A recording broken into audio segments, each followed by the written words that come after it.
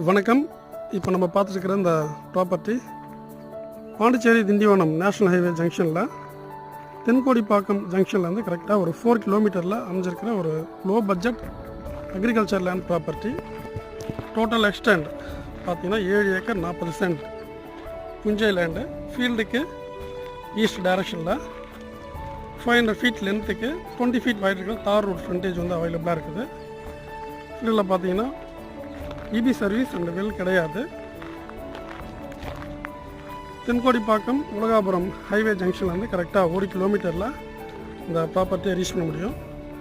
நம்ம ஃபீல்டுக்கு அட்ஜாயின்லேயே பார்த்தீங்கன்னா ஒரு சின்ன ரிவர் போகுது. ஃபார்ம் லேண்ட் அமைக்கிறதுக்கு நல்ல ஒரு ஆப்டான ப்ராப்பர்ட்டி.